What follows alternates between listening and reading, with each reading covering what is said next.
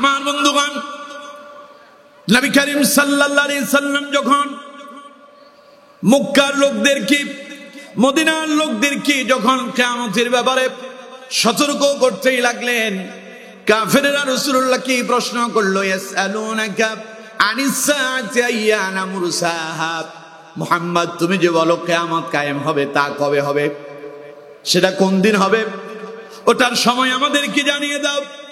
আল্লাহ রাব্বুল আলামিন বলছেন, নবী কাফেররা আপনাকে প্রশ্ন করতেছে, ইয়াসআলুনাকা আনিস সাআতি আইয়ানা মুরসাহা, কিয়ামত কবে হবে, তারা আপনাকে প্রশ্ন করে কবে দুনিয়া ধ্বংস হয়ে যাবে, আল্লাহ তাআলা কবে কিয়ামত কায়েম করবেন। আপনি তাদেরকে শোনায় দেন, কুল ইন্নামা ইলমুহা ইনদা রাব্বি লা ইউজাল্লিহা লিওয়াক্তিহা ইল্লা হু। চিল্লায় পড়েন আল্লাহু আকবার। আল্লাহ পাক বলছেন, আপনি দুনিয়ার মানুষদেরকে শোনায় দেন, কুল ইন্নামা ইলমুহা ইনদা রাব্বি, কিয়ামত কবে হবে এই সম্পর্কে পৃথিবীর কারো ধারণা নাই। এই সম্পর্কে যিনি জ্ঞান রাখেন তিনি কে? চিল্লায় বলতে হবে, তিনি কে? আল্লাহ রাব্বুল আলামিন বলছেন, লা ইউজাল্লিহা লিওয়াক্তিহা ইল্লা হু। আপনি তাদেরকে শোনায় দেন, যখন সময় আসবে তখন আল্লাহ তাআলা কিয়ামত কায়েম করবেন, তোমাদের মাঝে তা প্রকাশ করে দিবেন। ফাকুলাত ফিস সামাওয়াতি ওয়াল আরদ, যা হবে আসমান এবং জমিনের জন্য এক মারাত্মক দুর্ঘটনার কারণ। লা তা'তিকুম ইল্লা বাগতা, তবে এটা কখন আসবে পৃথিবীর কেউ জানে না। আকস্মিক যেই কোনো মুহূর্তে কিয়ামত কায়েম হয়ে যেতে পারে। সুতরাং আমার বন্ধুগণ, গত বছর আমি কিয়ামত কায়েম যখন হবে তখনকার অবস্থা কেমন হবে তা আপনাদেরকে সূরা আল কারিয়া দিয়ে আপনাদেরকে শুনিয়েছিলাম, স্মরণ আছে আপনাদের? এবার আপনাদেরকে শোনাবো কিয়ামতের পূর্ব মুহূর্তের অবস্থাটা কেমন হবে। নবী করিম সাল্লাল্লাহু আলাইহি ওয়াসাল্লাম বলছেন, কিয়ামত কবে হবে তা আল্লাহ ছাড়া পৃথিবীর কেউ জানে, স্বয়ং মুহাম্মদ সাল্লাল্লাহু আলাইহি সাল্লামকে ওই জ্ঞান আল্লাহ পাক দেননি। তবে আল্লাহ রাব্বুল আলামিন বলছেন, নবী কিয়ামত কায়েম হওয়ার আগে কিছু আলামত দেখা দেবে, যা তিনি তার রাসূলকে শোনায়া দিলেন। নবী করিম সাল্লাল্লাহু আলাইহি সাল্লাম তা আমাদের মাঝে বর্ণনা করেছেন। পড়েন সুবহানাল্লাহ। এই রকম নবী করিম সাল্লাল্লাহু আলাইহি সাল্লাম কিয়ামতের ছোট আলামত বর্ণনা করেছেন 100-র উপরে, আর বড় আলামত বর্ণনা করেছেন 10টা। বড় আলামত কয়টা? সবাই বলতে হবে কয়টা? আর ছোট আলামত 100-র উপরে আছে। আজকে আপনাদেরকে যা শোনানোর চেষ্টা করতেছি, এই হাদিসের ভেতরে প্রায় 16টা কিয়ামতের আলামত বর্ণনা করা হয়েছে। কতটা গ্রন্থ দেখি? সবাই বলেন। মুখস্থ করতে হবে, যাওয়ার সময় বাড়িতে নিয়ে যেতে হবে। পারবেন তো ইনশাআল্লাহ? আসুন আমরা শুরু করি। নবী করিম সাল্লাল্লাহু আলাইহি সাল্লাম বলছেন, কুল ইন্নামা ইলমুহা ইনদা রাব্বি, কিয়ামত কবে কায়েম হবে এই সম্পর্কে শুধু একজনই জ্ঞান রাখেন, তিনি কে? তবে কিয়ামতের আগে কিছু আলামত দেখা দেবে, যা আসলে পরে দেখলে পরে তোমরা ভেবে নিবে, বুঝে নিবে, বুঝতে সক্ষম হবে কিয়ামত তোমাদের খুব সন্নিকটে। তার ভেতরে তিরমিজির এই হাদিসের ভেতরে নবী করিম সাল্লাল্লাহু আলাইহি সাল্লাম বলছেন, এক নম্বরে যা দেখা দেবে তা হলো ইযা তুখিদাল ফাইউ দুআলা, কিয়ামতের আগে তোমরা দেখতে পাবে যারা রাষ্ট্রের কর্ণধার যারা হবে, রাষ্ট্র যারা পরিচালনা করবে, রাষ্ট্রনায়ক যারা হবে, রাষ্ট্রের সম্পদকে তারা নিজেদের সম্পদ মনে করবে, রাষ্ট্রের টাকা দিয়া নিজে বাড়ি গাড়ি করবে, নিজে বেগম পাড়াতে বাড়ি বানায়, এরকম রাষ্ট্রের টাকা দিয়া লোকজন আছে না নাই? আরো জোরে বলেন, আছে না নাই? নবীজি বলছেন, ইযা তুখিদাল ফাইউ দুআলা, কিয়ামতের একটা আলামত হলো রাষ্ট্রীয় সম্পদকে রাষ্ট্র যারা পরিচালনা করে ওরা নিজের ব্যক্তিগত সম্পদ বানাবে, রাষ্ট্রের টাকা দিয়া সেই বাড়ি করবে, গাড়ি করবে, BMW তে ঘুরে বেড়াবে, ডুপ্লেক্স বাড়ি বানাবে, 10 তলা বিল্ডিং বানাবে, দেশের টাকা পাচার করে সুইস ব্যাংকে জমা করবে, দেশের টাকা চুরি করে, রাষ্ট্রের জনগণের টাকা আত্মসাৎ করে বেগম পাড়ায় তারা যখন বাড়ি বানাবে, রাষ্ট্রের টাকা যখন লুট করতে শুরু করবে, তখন বুঝতে পারবে কিয়ামত খুব দূরে নয়, অতীব সন্নিকটে। ঠিক কিনা? এবার আপনাদের কাছে প্রশ্ন করতে চাই, এই দেশ স্বাধীন হলো কত বছর হয়েছে? 54 বছর। কত বছর? সবাই বলতে হবে কত বছর? এই 54 বছরে আমাদের রাষ্ট্রে তো কোনো দুর্নীতি হয় নাই। কথা কয় না, দুর্নীতি হয় নাই। আমার দেশের ছেলেরা ক্রিকেট খেললো, ফুটবল খেললো, কাবাডি খেললো, ডুডু খেললো, আরো কত রকমের খেলা, নানাবিধ খেলা খেলছে। সব জায়গায় খালি গোল্লা মারছে। এক জায়গায় আমরা চ্যাম্পিয়ন, তা হলো দুর্নীতিতে। ঠিক কিনা? কথা বলতে হবে ঠিক কিনা? স্বাধীনতার পরে শেখ মুজিব এক ভাষণ দিতে গিয়ে বলেছিলেন, সব দেশ রাষ্ট্র স্বাধীন করে সকলে পায় তেলের খনি, কয়লার খনি, সম্পদের খনি, আমি পেলাম চোরের খনি, কারণ আমার নিজের কম্বলটাই চুরি হয়ে গেছে। সেই যে স্লোগান উঠলো, আজ অব্দি এই স্বাধীনতার 54 বছরে যারাই ক্ষমতায় গেল, যাওয়ার পরে দেখা গেল দেশ খালি দুর্নীতিতে এগিয়ে গেল। ঠিক কিনা? জোরে বলতে হবে ঠিক কিনা? আগামীতে দুর্নীতি হোক, এটা কি আপনারা চান? বিগত জীবনে যে দুর্নীতি হয়েছে, এই সম্পদ এগুলো কি রাষ্ট্রের, সরকারের ছিল না গোটা বাঙালি জনগণের ছিল? তাহলে জনতার টাকা, রাষ্ট্রের সম্পদ যারা আত্মসাৎ করেছে, নবী করিম সাল্লাল্লাহু আলাইহি সাল্লাম বলছেন তাদের এই চরিত্রের মধ্য দিয়া এই কথাই প্রমাণিত হয়েছে, কিয়ামত খুব দূরে নয়, কিয়ামত খুব সন্নিকটে। কথা কয় না? আরো জোরে বলেন ঠিক কিনা? তাহলে এবার বলেন, দেশে আবারও দুর্নীতি হোক, এটা আপনারা চান? সবাই বলেন আবার চান? রাষ্ট্র শান্তি শৃঙ্খলা ফিরে আসুক, এটা আপনারা চান? রাষ্ট্র কোরআন দিয়ে চলুক, আপনারা চান? রাষ্ট্র দুর্নীতি মুক্ত হোক, আপনারা চান? বাংলাদেশকে যদি দুর্নীতি মুক্ত করতে হয়, ইয়াবা মুক্ত করতে হয়, সন্ত্রাস মুক্ত করতে হয়, কল্যাণময় রাষ্ট্র যদি আপনারা সাজাতে চান, আল্লাহর কোরআনের বিকল্প নাই। কোরআনকে যদি পার্লামেন্টে নিয়ে যাওয়া যায়, রাষ্ট্রের দুর্নীতি বন্ধ হবে, বাংলাদেশ এক কল্যাণময় রাষ্ট্রেই পরিণত হবে। ঠিক কিনা? আমার বন্ধুগণ, সাবেক পুলিশের আইজি, নাম ছিল তার বেনজির। বেনজির বুঝেন তো? একেবারে হিসাবই নাই। সেই বেনজির সাহেব কথায় কথায় বক্তব্য দিতে দিয়া বলতেন, দুর্নীতির বিরুদ্ধে আমরা একেবারে 0 টলারেন্স ঘোষণা করেছি, যারাই দুর্নীতি করবে তাদের কোনো ছাড় নাই।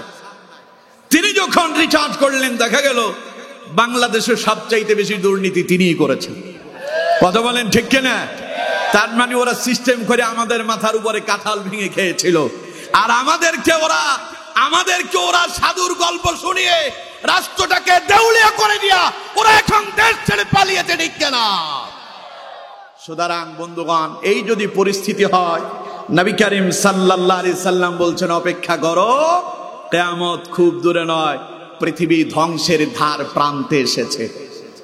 সুতরাং আমার বন্ধুগণ, নবী করিম সাল্লাল্লাহু আলাইহি ওয়াসাল্লাম তার হাদিসের ভেতরে যেই ভবিষ্যৎবাণীটি করেছেন, এটি আমাদের দেশেই আমরা দেখেছি, তা প্রমাণিত হয়েছে। কথা বলেন? আল্লাহ নবী বলছেন, ইযা তুখিদাল ফাইউদু আলা, কিয়ামতের আগেই তোমরা দেখতে পাবে যারা রাষ্ট্র পরিচালনা করবে, রাষ্ট্রের টাকা দিয়া নিজেরা বাড়ি করবে, গাড়ি করবে, জনগণের টাকাটাকে, রাষ্ট্রের সম্পদকে নিজের সম্পদ মনে করবে, রাষ্ট্রীয় পয়সা দিয়া তিনি গায়ের ভেতরে দামি স্যান্ড ব্যবহার করবেন, BMW গাড়ি নিয়ে ঘুরে বেড়াবেন, এসির ভেতরে ঘুমাবেন। আর যারা রাষ্ট্রকে দুর্নীতি মুক্ত করতে চাইবে, তাদেরকে ধরে ধরে তারা জেলখানায় বন্দি করে। ঠিক কিনা? ইতিহাস সাক্ষী, এই দেশে যারা কোরআন দিয়ে রাষ্ট্র পরিচালনা করতে চায়, এই রকম ইসলামী আন্দোলনের 2 জন অগ্রণী সৈনিক ছিলেন, যারা এই দেশের পার্লামেন্টে গিয়া বাংলাদেশের মন্ত্রিত্বের দায়িত্ব পালন করেছিলেন। মঈনুদ্দিন ফখরুদ্দিনের আমলে যখন দুর্নীতিবাজদেরকে গ্রেফতার করা হয়েছিল, ওই ইসলামী আন্দোলনের 2 জন মন্ত্রী 1 টাকার দুর্নীতি খুঁজে পাওয়া যায় নাই। ঠিক কিনা? অথচ যারা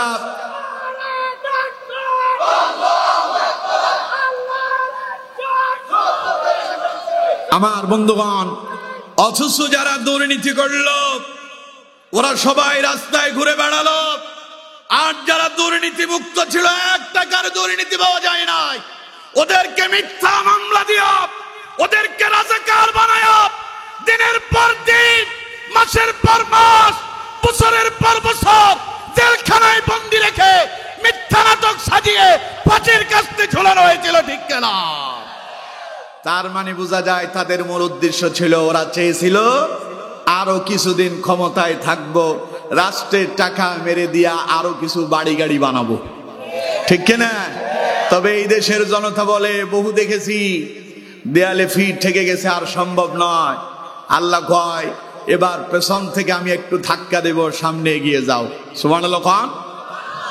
আমার বন্ধুগণ, কোরআনুল কারীমে আল্লাহ পাক বলছেন, আম হাসিবতুম মান তাদখুলুল জান্নাহ, লোকেরা কি মনে করছে তারা এমনি এমনি জান্নাতে চলে যাবে?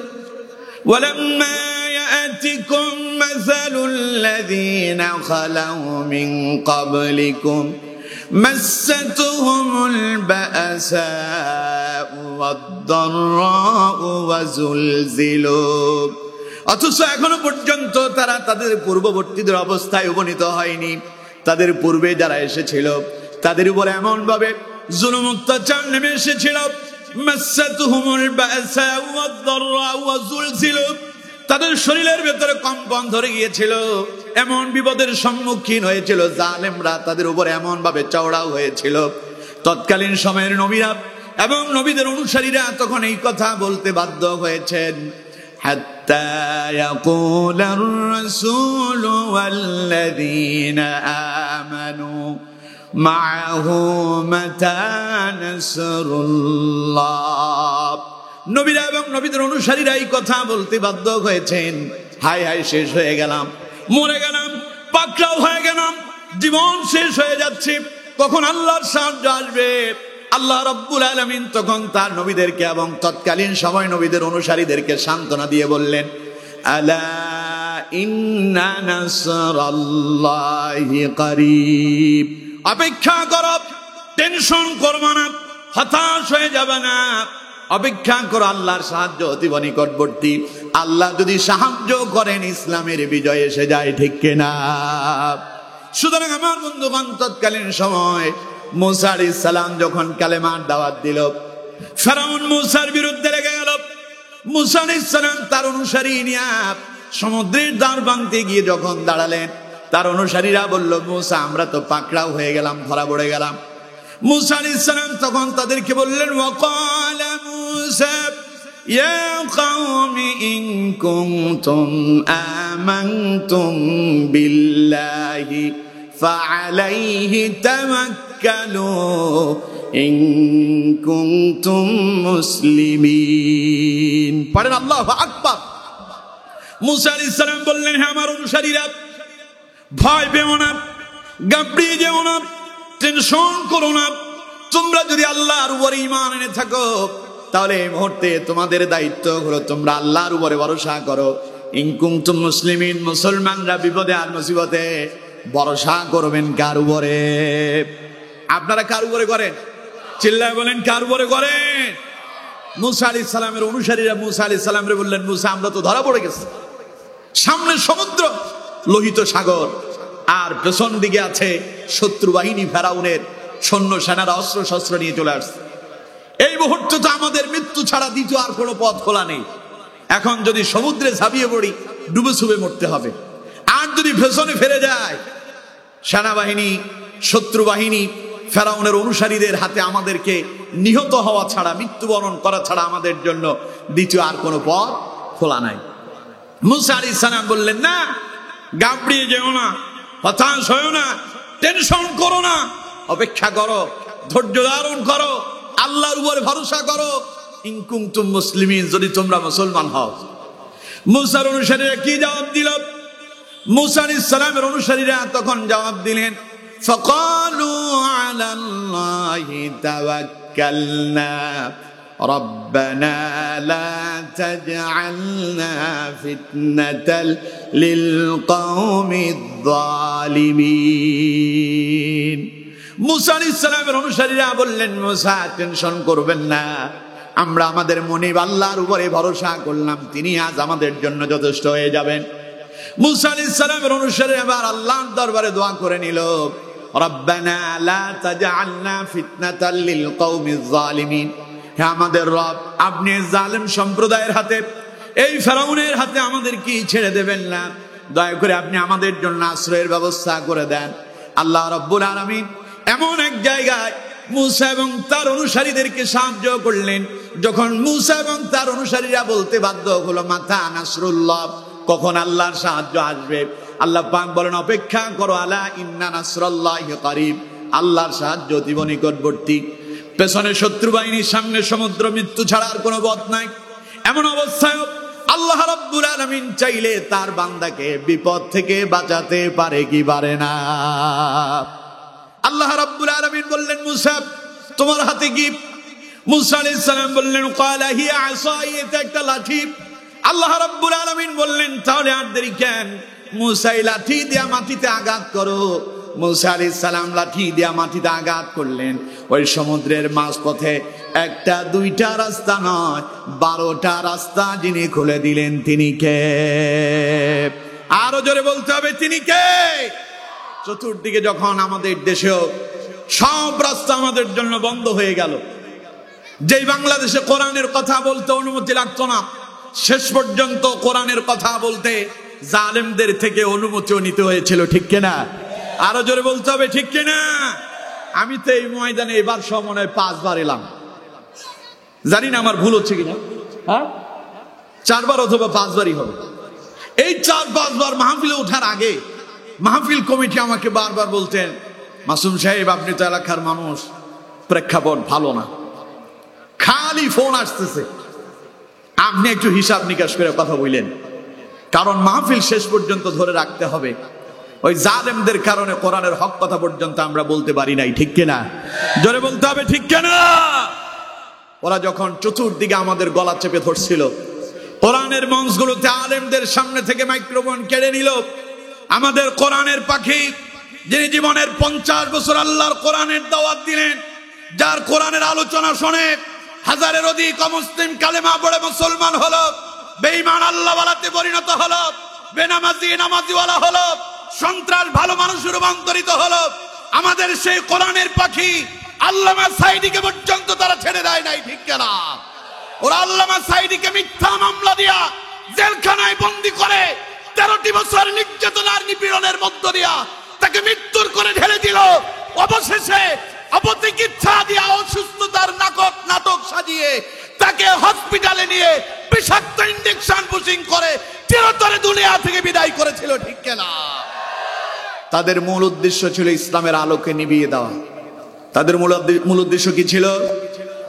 কথা কয় না। তাদের মূল উদ্দেশ্য কি ছিল? ওরা ভয় পেত আল্লামা সাঈদীকে, কারণ তার আলোচনায় লক্ষ লক্ষ মানুষের সমাগম হয়ে যেত, ঠিক কিনা? কথা বলেন, ঠিক কিনা? এখন আমাদের আজহারী সাহেবের মাহফিলে 15 লাখ, 20 লাখ, 25 লাখ মানুষ হয়। প্যারেড ময়দানে আল্লামা সাঈদী যখন মাহফিল করেছিলেন 15 লাখ মানুষ হয়েছে, এইরকম ভিডিও ক্লিপসও আছে যেটা আল্লামা সাঈদীর মুখের বক্তব্য ছিল, এবং পত্রিকায়, তৎকালীন সময়ের পত্রিকায় এসেছিল। চিন্তা করেন, তখন কোনো মিডিয়া ছিল না, ফেসবুক ছিল না, ইউটিউব ছিল না। ওই আল্লামা সাঈদীর জনপ্রিয়তা কত ছিল! আল্লাহর কোরআনের আলোচনা শোনার জন্য হাজার হাজার লক্ষ লক্ষ মুসলিম তাওহীদি জনতা তার কোরআনের ডাকে সাড়া দিয়া ময়দানে এসে আল্লাহর কোরআন শোনার জন্য চাতক পাখির মতো বসে থাকতো, ঠিক কিনা? সে কোরআনের পাখিটি তারা দুনিয়া থেকে বিদায় করে দেওয়ার জন্য ষড়যন্ত্র করে জেলখানায় বন্দী করলো। শেষ পর্যন্ত তারা সাকসেস হয়েছে। তবে তারা সাকসেস হলেও আল্লাহ কয়, যেখানে এক রাস্তা বন্ধ সেখানে তিনি 1000 রাস্তা খুলে দেন, ঠিক কিনা? জোরে বলেন, ঠিক কিনা? আল্লামা সাঈদী গ্রেফতার হওয়ার পরে তাফসীর মাহফিলের এই আয়োজন বাংলাদেশে তখন কমেছিল না বেড়েছিল? পড়েন আলহামদুলিল্লাহ। এক সাঈদী যখন কারাগারে বন্দী হয়ে গেল, হাজার লক্ষ সাঈদী বাংলাদেশে তৈরি হয়ে গেল, ঠিক কিনা? মুসা আলাইহিস সালামের অনুসারীরা কয়, আমরা তো পাকড়াও হয়ে গেলাম, ধরা পড়ে গেলাম। আল্লাহ কয়, ধরা পড়ো নাই, পাকড়াও হও নাই। মাতা নাসরুল্লাহ, তোমরা যখন আমার সাহায্য কামনা করেছো, আমি তোমাদের কেমন ভাবে সাহায্য করেছি পেছনে শত্রু, সামনে সমুদ্র, ডুবে ডুবে মরা ছাড়া কোনো পথ নাই। তোমাদেরকে পারাপার করে দেওয়ার জন্য আমি আল্লাহ 12টা রাস্তা খুলে দিয়েছি, ঠিক কেনা? আজ কোরআনের মাহফিল গুলোকে যিনি উন্মুক্ত করে দিয়েছেন তিনি কে? সবাই বলতে হবে তিনি কে? আরো জোরে বলেন তিনি কে? আজ কথা বলতে কোনো ভয় নাই। কিন্তু কেউ কেউ এখনো কোরআনের মাহফিলকে ধর্মীয় রাজনীতি বলে চালিয়ে দিতে চায়, কেউ কেউ ধর্ম ব্যবসাও বলতে চায়। আমরা তাদেরকে বলি এই সুর তো জালেমদের ছিল, ওই সুর যদি আপনাদের মুখেও আসে তাহলে জালেম আর আপনাদের ভেতরে কোনো ভেদাভেদ থাকবে না, জাতি থেকে বিচ্ছিন্ন হয়ে যাবেন। অবশেষে আফসোস করা ছাড়া দ্বিতীয় কোনো পথ আপনাদের জন্য খোলা থাকবে না, থাকবে না, থাকবে না, ঠিক না? সুতরাং মুখে লাগাম দেন, হিসাব নিকাশ করে কথা বলেন। কোরআনের বিপক্ষে গেলেই সামনে বিপদ আসতে পারে। আল্লাহ বুঝার তৌফিক দেন, বলেন আমিন। আরো জোরে বলেন আমিন। সুতরাং আমার বন্ধুগণ, এই যখন রাষ্ট্রের পরিস্থিতি, চতুর্দিকে যখন দরজা সব বন্ধ হয়ে গেল, এখন যিনি আমাদের জন্য সব দরজা খুলে দিয়েছেন তিনি কে? আরো জোরে বলেন কে? মসজিদের মিম্বার বসে মাওলানা সাহেব সুদের বিরুদ্ধে উচ্চ আওয়াজে কথা বলতে পারেন নাই, ঘুষের বিরুদ্ধে বলতে পারেন নাই, সন্ত্রাসের বিরুদ্ধে বলতে পারেন নাই, কারণ বিভিন্ন মসজিদের তৎকালীন সভাপতি আর সেক্রেটারিরা সেই কাজেই নিয়োজিত ছিল, ঠিক কিনা? এই জন্য মাওলানা সাহেবরা কথা বলতে পারেন নাই। এখন তো আর সেই অবস্থায় নাই। এখন যদি কোনো আলেম আল্লাহর কোরআন দিয়ে রাষ্ট্র চালানোর কথা না বলেন, রাষ্ট্র ইসলাম দিয়ে সাজানোর কথা যদি না বলেন, আপনি তাহলে বোবা শয়তান হলেন। কিয়ামতের ময়দানে আল্লাহর আদালতে আপনারে পাকড়াও হতে হবে, ঠিক কিনা? সুতরাং আলেম সমাজরা সাবধান হন। সময় থাকতে আল্লাহর রসুলের এই মিম্বার, যে মিম্বারে রসুল্লাহ কথা বলেছেন, সেই মিম্বারে আপনি বসে আছেন। রসুল্লাহর এই মিম্বারে বসে খবরদার কোরআনের হক কথা গোপন করার চেষ্টা করবেন না। আল্লাহ আমল করার তৌফিক দেন, বলেন আমিন। আরো জোরে বলেন আমিন। তাহলে আমার বন্ধুগণ, নবী করিম সাল্লাল্লাহু আলাইহি ওয়াসাল্লাম বলছেন কিয়ামতের আলামত গুলোর ভেতরে একটি আলামত হলো ইদা তুখিদাল ফাইউদ ওয়ালা, যখন তোমরা দেখতে পাবে রাষ্ট্রের যারা কর্ণধার হবে, রাষ্ট্র যারা পরিচালনা করবে, তারা যদি রাষ্ট্রের সম্পদকে নিজের ব্যক্তিগত সম্পদে রূপান্তরিত করে, রাষ্ট্রের টাকা দিয়া নিজেরা বাড়ি গাড়ি করে, অর্থাৎ যদি তারা দুর্নীতি করে, তাহলে তোমরা বুঝে নেবে কিয়ামত খুব দূরে নয়, বরং কিয়ামত তোমাদের খুব সন্নিকটে।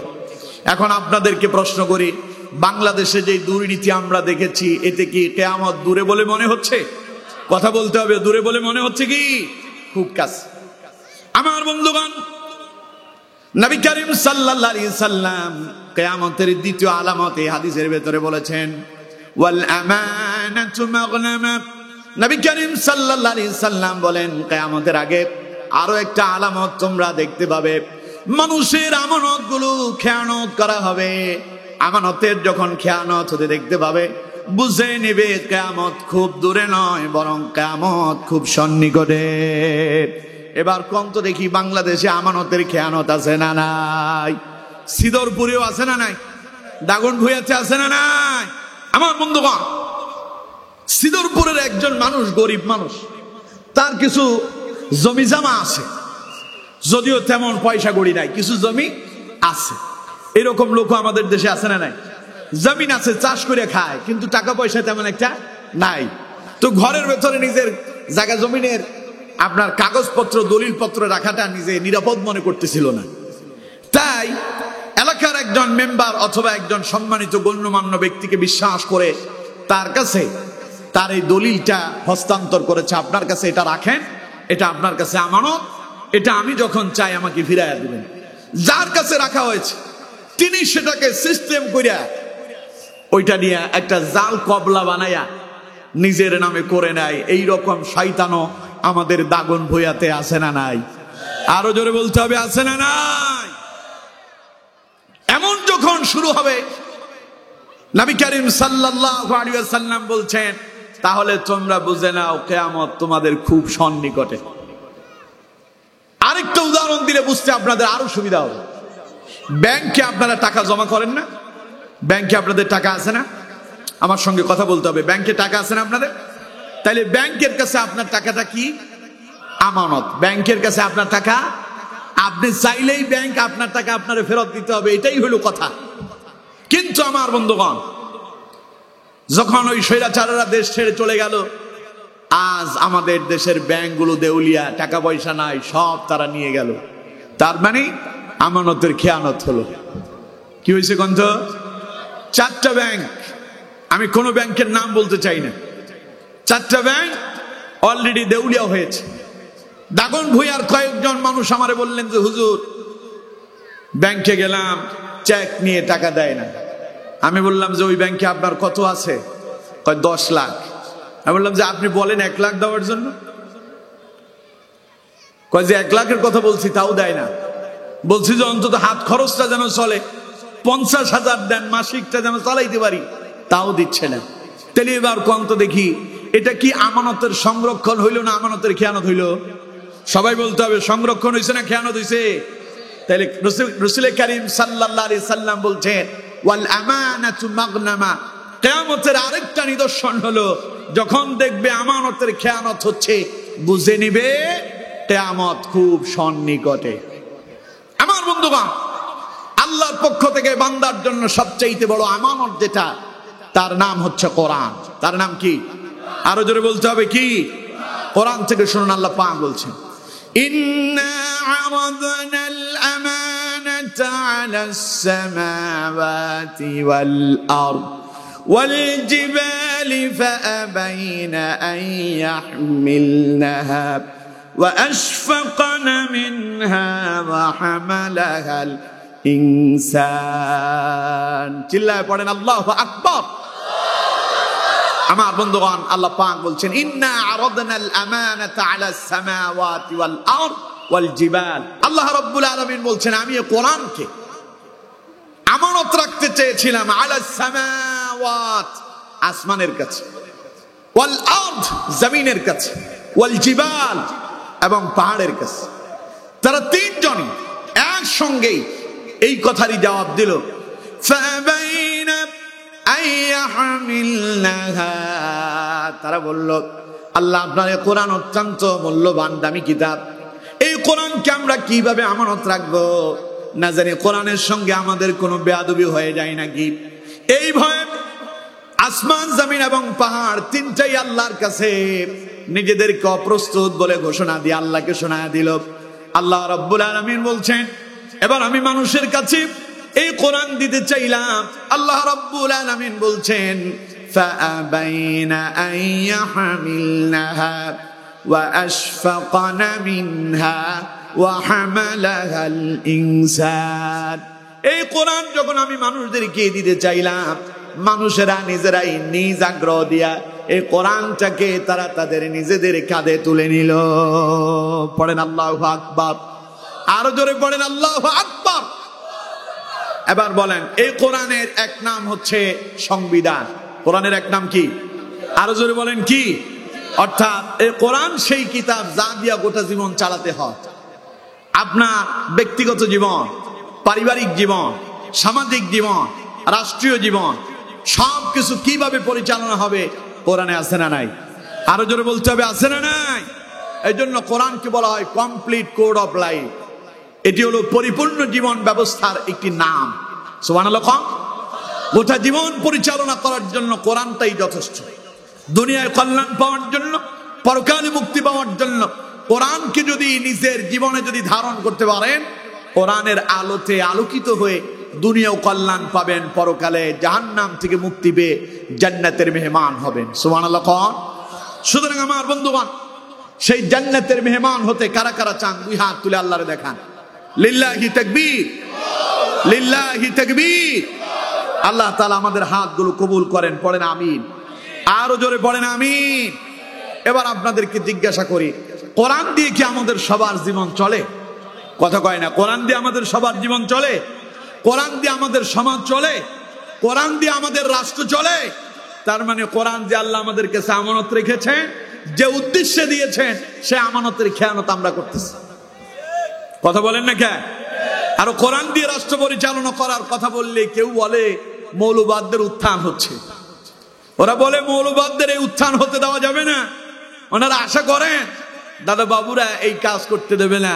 মিয়া সাহেব, ইসলামের বিজয়ের ব্যাপারে রাষ্ট্রে যখন 24-এর বিজয় এসেছিল তখন দাদা বাবুরা রাষ্ট্রের জনগণের পক্ষেই ছিল না, স্বৈরাচারদেরই পক্ষে ছিল।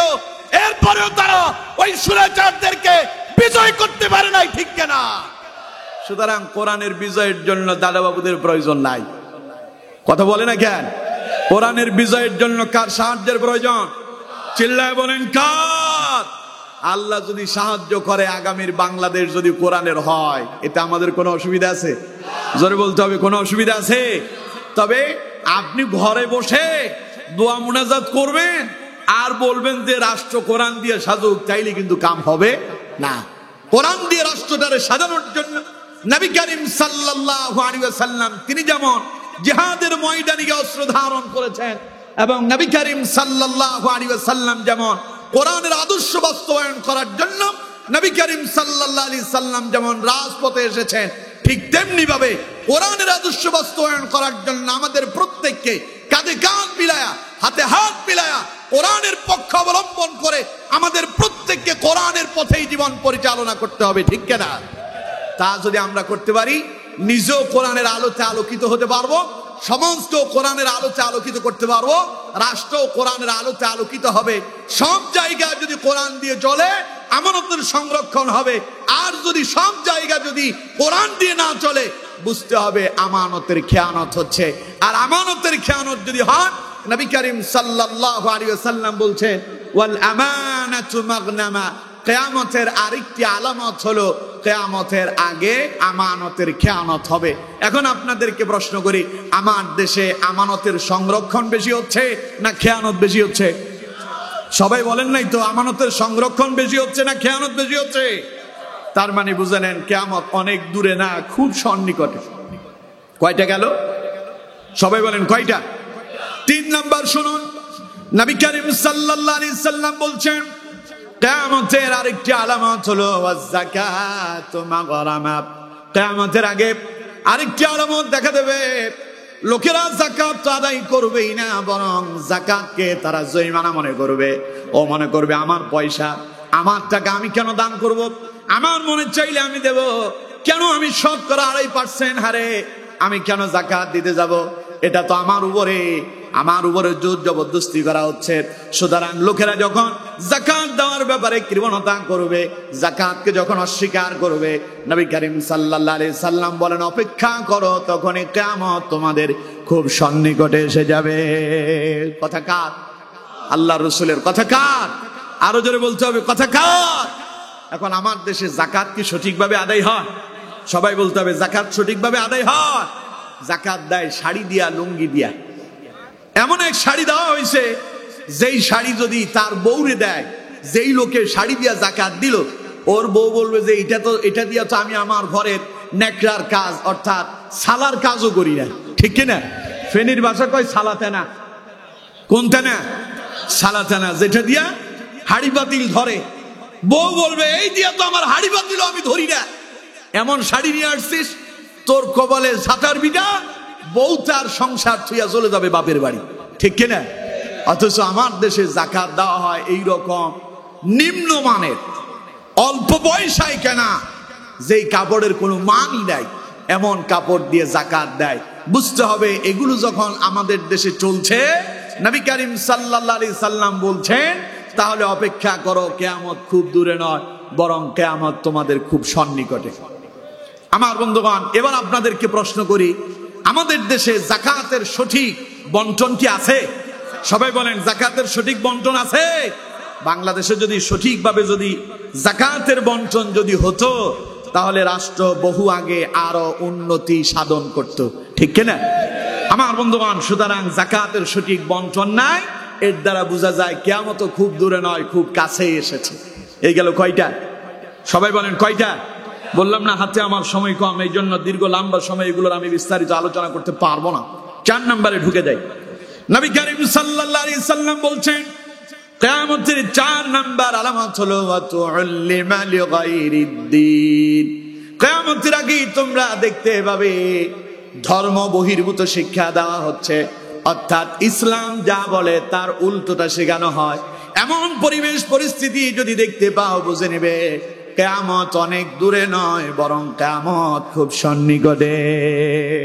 এবার আপনাদেরকে প্রশ্ন করি আমার বন্ধুগণ, আমাদের দেশে আমাদের সন্তানদেরকে গত স্বৈরাচার যারা ক্ষমতায় ছিল তারা আমাদের সন্তানদেরকে এই কথা শিক্ষা দিয়েছিল, সমকামিতার মতো জঘন্যতম বেহায়াপনা শিক্ষা দেওয়ার জন্য আমাদের সন্তানদের পাঠ্য বইয়ে তা তুলে ধরা হয়েছিল, ঠিক কিনা?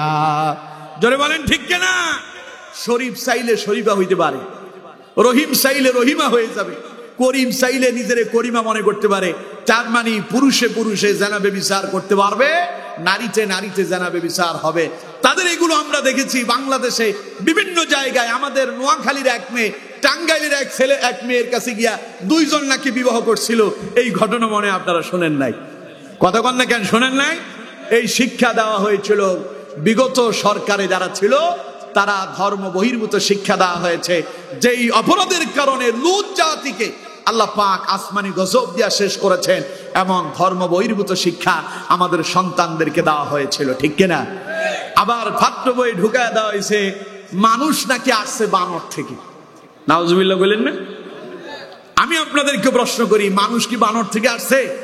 জোরে বলতে হবে, মানুষ কি বানর থেকে আসছে? কোরআন কি বলছে? কোরআন বলছে ইয়া আইয়ুহান নাস তাকু রাব্বাকুমুল্লাযী খালাকাকুম মিন নাফসিন ওয়াহিদা ওয়া খালাকা মিনহা যাওজাহা ওয়া বাথা মিনহুমা রিজালান কাসীরান ওয়া নিসাআ। চিল্লায় পড়েন আল্লাহু আকবার। আল্লাহ পাক বলছেন ইয়া আইয়ুহান নাস, হে মানব গোষ্ঠী, ইত্তাকু রাব্বাকুম, তোমরা তোমাদের রবকে ভয় করো।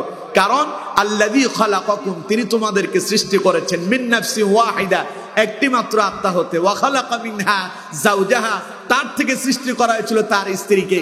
সর্বপ্রথম আল্লাহ রাব্বুল আলামিন পৃথিবীতে মানুষ হিসেবে যারা সৃষ্টি করলেন তার নাম আদম আলাইহিস সালাম, আর আদম থেকে সৃষ্টি মা হাওয়া আলাইহিস সালাম। আল্লাহ রাব্বুল আলামিন বলছেন ওয়া বাথা মিনহুমা রিজালান কাসীরান ওয়া নিসাআ, আর তাদের উভয় থেকে আমি অসংখ্য নারী এবং পুরুষকে সৃষ্টি করে তাম পৃথিবীতে ছড়িয়ে ছিটিয়ে দিয়েছি। চিল্লায় পড়েন সুবহানাল্লাহ। তাহলে এবার কোন আমরা কি বানর থেকে আসছি না আদম থেকে আসছি? সবাই বলতে হবে বানর থেকে না আদম থেকে। তাহলে আমাদের সন্তানদের শিক্ষা বইয়ের ভেতরে, পাঠ্যবস্তুকের ভেতরে ঢুকায় দেওয়া হলো, মুসলমানদের সন্তানদেরকে শিক্ষা দেওয়া হচ্ছিল মানুষ নাকি বানর থেকে আসছে। যারা এই কথা বলেছে, আমার তো মনে হয়েছে ও নিজের মানুষই মনে করে না, তার খেয়াল হলো, চরিত্র হলো বানরের মতো, এই জন্য নিজের বানর বলেই স্বীকার করতে, ঠিক না? এই জন্য তাদেরকে বলি, তোমাকে মানুষের সঙ্গে চলাচল মানায় না, তাড়াতাড়ি বন জঙ্গলে চলে যাও, বানররা যেখানে থাকে সেখানে বসবাস করার জন্য তাড়াতাড়ি প্রস্তুতি নাও, ঠিক কিনা? এই শিক্ষা ব্যবস্থা যখন শুরু হবে, নবী করিম সাল্লাল্লাহু আলাইহি সাল্লাম বলছেন অপেক্ষা করো, কিয়ামত খুব দূরে, খুব দূরে, খুব সন্নিকটে। সুতরাং আমার বন্ধুগণ, আগে সকালবেলা ফজরের পরে আমাদের দেশের মক্তবগুলোতে কোরআনের তিলাওয়াত শোনা যেত, বাড়িতে বাড়িতে কোরআনের তিলাওয়াত শোনা যেত, ফজরের পরে বিভিন্ন ঘর থেকে কোরআন তিলাওয়াতের আওয়াজ শোনা যেত। আজ কি আর তা শোনা যায়? সবাই বলতে হবে শোনা যায়। এখন সকাল বেলা শোনা যায় ওই যে মমতাজের গান, আয়ুব বাচ্চুর গান, তারপরে আরো কত হাবিজাবি আছে, ওদের গান দিয়ে সকাল শুরু হয়। ঘুম থেকে উঠলেই আমাদের ছেলেরা ফেসবুক না দেখলে সারা দিন আর তার চলেই না। কথা কয় না, ঠিক কিনা? নবী করিম সাল্লাল্লাহু আলাইহি সাল্লাম বলছেন এগুলো যখন চলবে অপেক্ষা করো, ওয়াতুল্লিমা লিগাইরিদ্দিন, ধর্মের বহির্ভূত শিক্ষা হচ্ছে ইসলামকে বাদ দিয়ে যখন অন্য জিনিসকে মানুষ চর্চা করবে, ইসলাম বিরোধী জিনিসের চর্চা শুরু হবে, বুঝে নিবে কিয়ামত তোমাদের খুব সন্নিকটে। এখন আমি আপনাদেরকে বলি কিয়ামত দূরে না কাছে? তাহলে এই 4 নাম্বার, এটা তো 4 নাম্বার ছিল নাকি? 4 নাম্বার আলামতটাও আমাদের দেশে গায়েব হয়ে গেল। তার মানে 4টাই শেষ, 5 নাম্বারে আসে। নবী করিম সাল্লাল্লাহু আলাইহি সাল্লাম বলছেন ওয়া আতাআর রাজুলু ইমরাতাহু ওয়া আক্কা উম্মাহু। এখানে 5 এবং 6 দুইটা একসাথে বলতেছি। নবী করিম সাল্লাল্লাহু আলাইহি সাল্লাম বলছেন ওয়া আতা'আর রাজুলু ইমরাআতাহু, ছেলেরা পুরুষেরা তার স্ত্রীর অনুগত হয়ে যাবে, ওয়া আক্কা উম্মাহু, মা তার জন্য পর হয়ে যাবে। স্ত্রী যা বলবে তাই ঠিক, মা যা বলবে সব ভুল। এই জাতের পরিস্থিতি আমাদের দাগন ভূঁইয়ায় নাই, সিদরপুরে নাই। বউ যদি বলে এখন বসে থাকো, উনি বসে থাকবে। বউ বলবে এখন তোমাকে চাকরিতে যাওয়ার দরকার নাই, আজকে অফিসে যাওয়ার দরকার নাই, চলো আমরা দুইজন বের হব, আমরা মুসাফিরে গিয়া কিছু সময় ডেটিং করব। আর অফিসে ফোন দিয়া বসকে বলে দাও যে তুমি অসুস্থ, আজকে তুমি অফিসে যেতে পারবা না। বউ যা কয় স্বামীও তাই করে। এমন পরিবেশ পরিস্থিতি আমাদের দেশে আছে না নাই? আর অন্যদিকে মা যা কয় সবগুলো তার কাছে বিষের মতো মনে হয়। মা হয়েছে পর, বউ হয়েছে আপন। মা হয়েছে বুড়ি, বউ হয়েছে জান পাখি। ঠিক কিনা? বউরে ডাকে সোনা পাখি, ময়না পাখি, জান পাখি, টিয়া পাখি, হায় রে হায় কত কি, যার কোনো শেষ নাই। বলেন ডাকেন, ডাকেতে মোহাব্বত আছে, কোনো অসুবিধা নাই।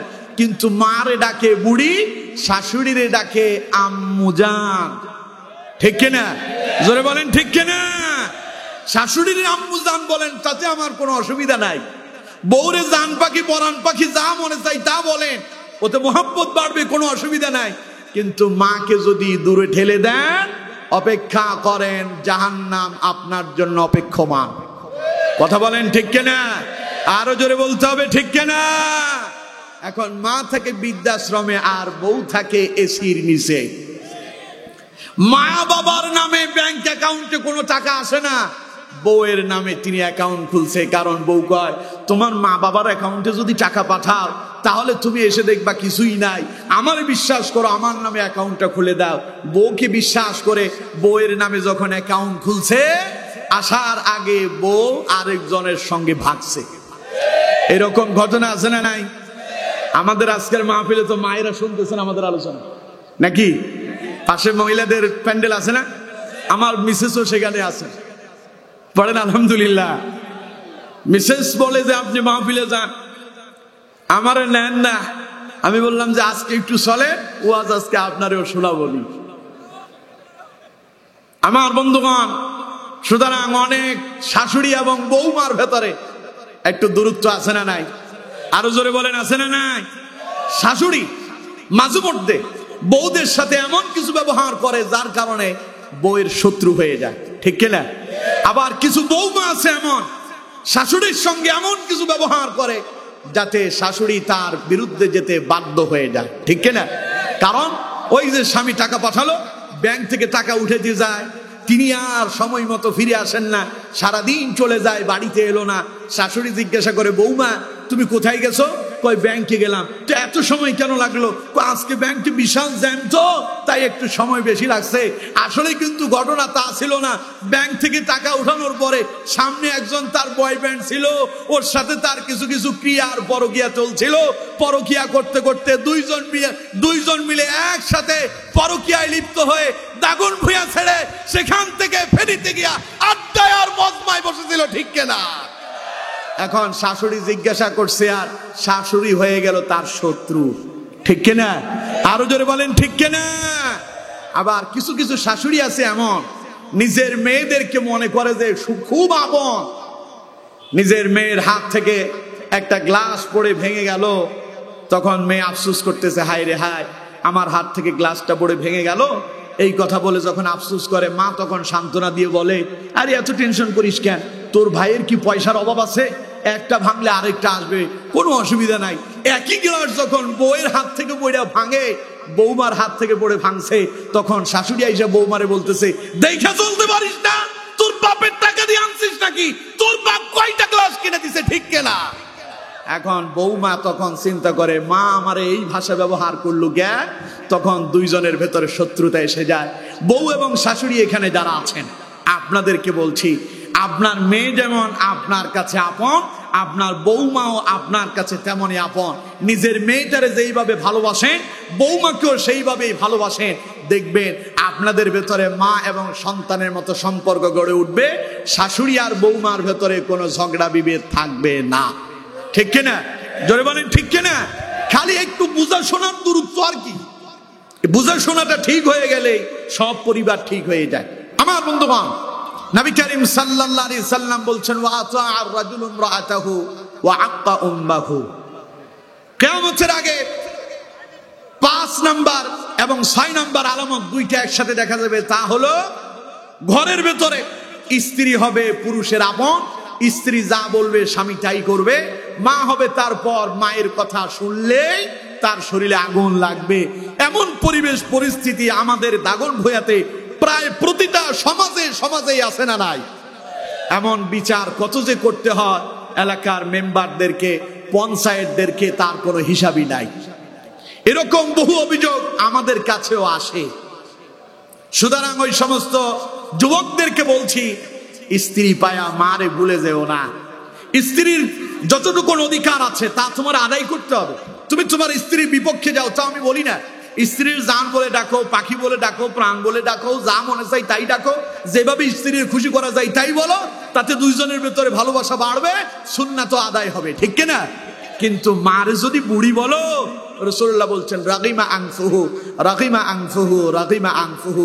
ওই ব্যক্তির কপাল পুড়ছে, ওই ব্যক্তি ধ্বংস হয়েছে, ওই ব্যক্তি ধ্বংস হয়েছে। নবী করিম সাল্লাল্লাহু আলাইহি সাল্লামকে প্রশ্ন করা হলো, কিলা মান ইয়া রাসূলুল্লাহ, ওই ব্যক্তিকে? রাসূলুল্লাহ বললেন, ক্বালা মান আদরাকা ওয়ালিদাইহি ইনদাকাল কিবারা আহাদুহুমা আও কিলাহুমা সুম্মা লাম ইয়াদখুলিল জান্নাহ। যার ঘরের ভিতরে তার বৃদ্ধ পিতামাতা দুইজন অথবা দুইজনের কোনো একজন জীবিত অবস্থায় ছিল, তাদের খেদমত করে যিনি জান্নাত অর্জন করতে পারে না, ওই ব্যক্তি ধ্বংস হলো। কয়বার বললেন? সবাই বলেন কয়বার? তাহলে আমার বন্ধুগণ, মা যেমন আপনার আপন, মা যদি না আসতো, আপনার যদি জন্ম না দিত, তাইলে আপনি এই বউ পেতেন না। বউরে বলবেন, আরে আমার মায়ের কারণে তো তুই আমারে পাইলি, সুতরাং সবার আগে মায়ের অধিকার, তারপরে বউয়ের অধিকার। ঠিক কিনা? পারবেন তো ইনশাআল্লাহ? আল্লাহ আমাদেরকে বোঝার তৌফিক দেন, বলেন আমিন। এবার 7 এবং 8 দুইটা একসাথে। নবী করিম সাল্লাল্লাহু আলাইহি সাল্লাম বলছেন, ওয়া'আদনা সাদিকাহু ওয়া আকসাবাহু।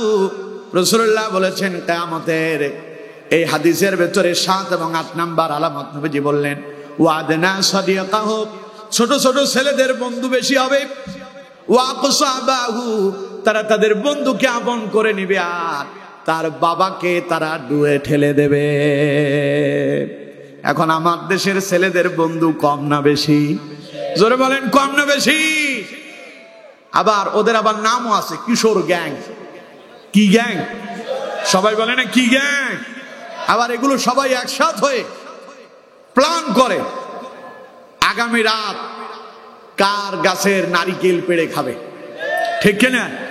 এদের প্ল্যান হলো আগামী রাতে কোথায় গিয়া ইয়াবা সেবন করা যাবে। ঠিক কিনা? ওরা বন্ধুরা একত্রে বৈশা প্ল্যান করে কোথায় গিয়া মদের আড্ডা জমানো যায়, জুয়ার আড্ডা জমানো যায়। ঠিক কিনা? আরো জোরে বলতে হবে, ঠিক কিনা? ওর বন্ধুরেও খুব কাছে টেনে নেয়। বন্ধুর বিয়ে অথবা বন্ধু তাকে দাওয়াত করছে, বন্ধুর দাওয়াতে অংশগ্রহণ করে। বাপ অসুস্থ হয়ে হসপিটালের বেডে পড়ে আছে, বাপের দেখার তার সময় নাই। এই রকম যুবক আমাদের দেশে আছে না নাই? রাসূলুল্লাহ বলেছেন, ওয়া'আদনা সাদিকাহু ওয়া আকসা আবাহু। ছোট ছোট ছেলেমেয়েদের বন্ধু বান্ধব বেড়ে যাবে, আর বন্ধুদেরকে তারা কাছে টেনে নিবে, বাপকে তারা দূরে ঠেলে দিবে। বন্ধু নিয়ে সারাদিন আড্ডায় জমবে। বাপ বলবে চলো, বাপ ছেলে দুইজন মিলে বাজারে যায়, অথবা আব্বা বলবে আমার খুব কাশি হচ্ছে, জ্বর আসছে, বাবা যাও একটু বাজার থেকে আমার জন্য ওষুধ নিয়ে আসো। ছেলে বলবে আমার হাতে সময় নাই। এরকম কিছু বদমাশ আমাদের দেশে আছে না নাই? আরো জোরে বলেন, আছে না নাই? আর বাপের সম্মান আর ইজ্জত নষ্ট করার জন্য হাজার ছেলেরে অপরাধী হইতে হয় না, একজনের অপরাধেই গোটা ফ্যামিলি ধ্বংস হয়ে যায়। ঠিক কিনা? সুনাম সুখ্যাতি সব শেষ হয়ে যায়। এই রকম যুবক তো আপনাদের এই রকম শ্রীধরপুরে নাই। জোরে বলতে হবে, আছে না নাই? বাপের কথা শোনে না, বাপ যা বলে তার উল্টো চলে, কিন্তু বন্ধু যা বলে তা ফরজ মনে করে আমল করে। এমন যখন দেখা যাবে নবী করিম সাল্লাল্লাহু আলাইহি ওয়াসাল্লাম বলছেন অপেক্ষা করো, কিয়ামত খুব দূরে। হ্যাঁ, কিয়ামত খুব দূরে, কিয়ামত খুব কাছে। এমনটা আগে ছিল না, সন্তান তার বাপের সামনে দিয়ে হাঁটতো না, পেছনে পেছনে যেত। আমরা তো আমার বাবাকে দেখলে ভয় অস্থির হয়ে যেতাম। আমার বন্ধুগণ, আমার বাবার শাসনটা ছিল ভিন্ন রকম। আব্বা ইন্তেকাল করছেন 4 বছর পেরিয়ে গেল। ইন্না লিল্লাহি ওয়া ইন্না ইলাইহি রাজিউন। আল্লাহ তাআলা বাবার কবরটাকে জান্নাতুল ফেরদাউসের টুকরা বানায়া দাও, পড়ে না আমিন। বাবা যখন বাড়িতে আসতাম, আমরা মাথায় টুপিটা খুইলে যদি খেলতে যেতাম, তাতেও তিনি রাগ করতেন। আমার আব্বু বলছেন যে না, এটা তোমাদের পরিবেশ হইতে পারে না। কোনো এক কারণে আমি কোনো এক জায়গা থেকে আসছিলাম, মাথায় আমার টুপি ছিল না। টুপি না দেখে আমার আব্বা আমার উপরে এত বেশি রাগ হয়েছে, আমি রাগ করে বলছি আর মাদ্রাসায় পড়ালেখা করবো না। আমার বাপ কয় তুই পড়বি না, তোর বাপও পড়বে। আমার বন্ধুগণ, বাপের সেই শাসনের কারণে আজ ইমামউদ্দিন মাসুম তার এলাকায় তাফসীর করে, তার আলোচনা শোনার জন্য হাজার মানুষ অপেক্ষা করে। এটা আমার বাবার শাসন। বড় হওয়ার পরে যখন বুঝতে পেরেছি, তখন বাবাকে বলতাম, আপনি যদি প্রবাসে থাকতেন আর আমাদেরকে যদি মাদ্রাসায় দেওয়া হতো, মা আমাদেরকে কন্ট্রোল করতে পারতো না, কারণ আম্মা আমাদেরকে খুব ভালোবাসে। মাঝে মধ্যে আমরা বায়না করতাম, পেটে ব্যথা করতেছে, মাদ্রাসায় যাবো না। আম্মা বলতেন এখন না, ওই থাক, কালকে নিয়ে যান। আমার আব্বু কয় ঘরের ভেতরে নোসফা প্যারাসিটামল আছে, তাড়াতাড়ি খাওয়াই দাও, মাদ্রাসায় নিয়ে যাও। বড় হওয়ার পরে আব্বারে বললাম, আব্বা আসলে যদি আপনার এই শাসন যদি না মানতাম, আজ ইমামউদ্দিন মাসুম মঞ্চে এসে কোরআনের কথা বলবে, এটা কখনো হতো না। এখন আমাদের যুবকদের চরিত্র কি, আমাদের ছেলেদের অবস্থা কি? মা বাবার কথা শুনেই না, আব্বা আম্মার কথা মানেই না। আব্বা আম্মাকে শত্রু মনে করে আর বন্ধুরে আপন মনে করে। বন্ধু যা বলে তা ফরজ মনে করে, আর মা বাবারটাকে নফল মনে করে না। এরকমের কিছু ছেলেবেলে আছে না নাই? আরো জোরে বলেন, আছে না নাই? আল্লাহ নবী বলছেন কিয়ামতের আগে এগুলো বেশি দেখা যাবে। ওয়াজনা সাদিকাহু, ছোট ছোট বাচ্চাদের বন্ধু হয়ে যাবে। ওয়াকসাবাহু, আব্বা তাদের কাছে শত্রুদের রূপান্তরিত হয়ে যাবে।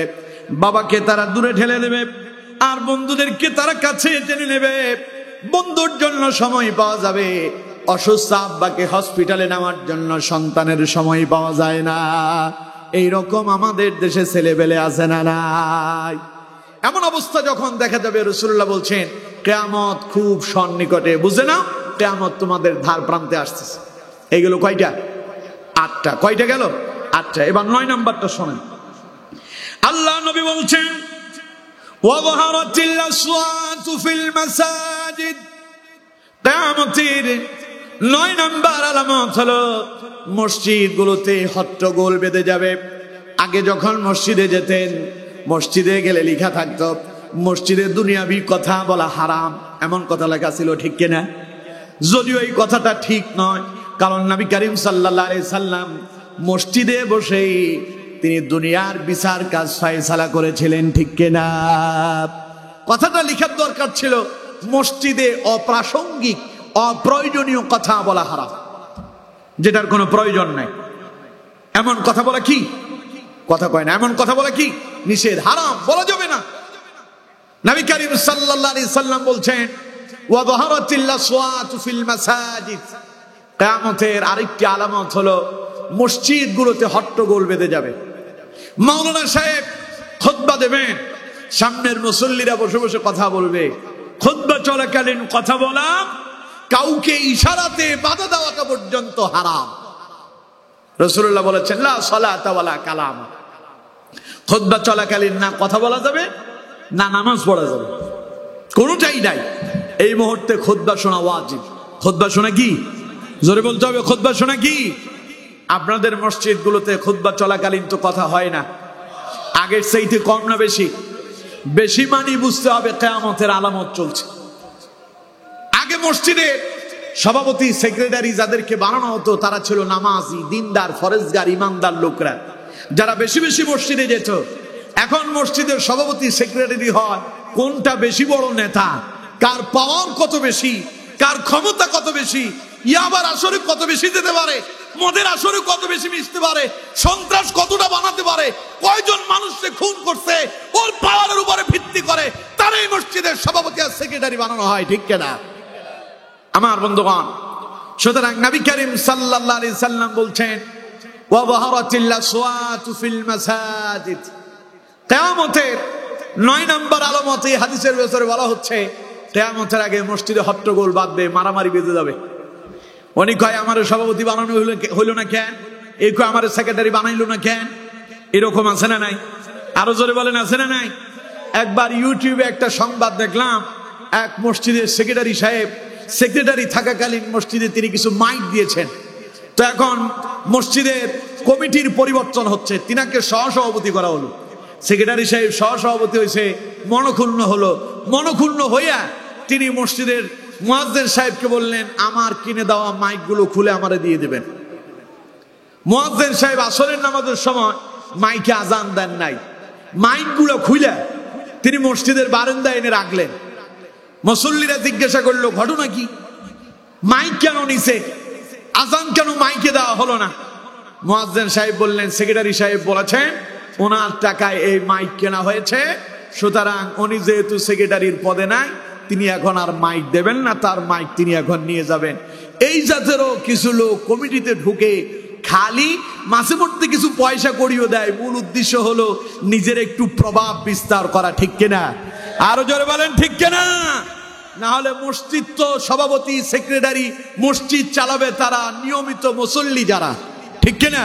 জোরে বলতে হবে ঠিক কিনা? যদিও আমাদের বাইতুল শরফ জামে মসজিদে আলহামদুলিল্লাহ এমনটা নাই। দীর্ঘদিন যিনি সভাপতি এখনো তিনি সভাপতি, সেক্রেটারি সাহেব দীর্ঘদিন যিনি এখনো তিনি, আলহামদুলিল্লাহ মসজিদের উন্নয়ন কমছে না বাড়ছে? আরো জোরে বলেন কমছে না বাড়ছে?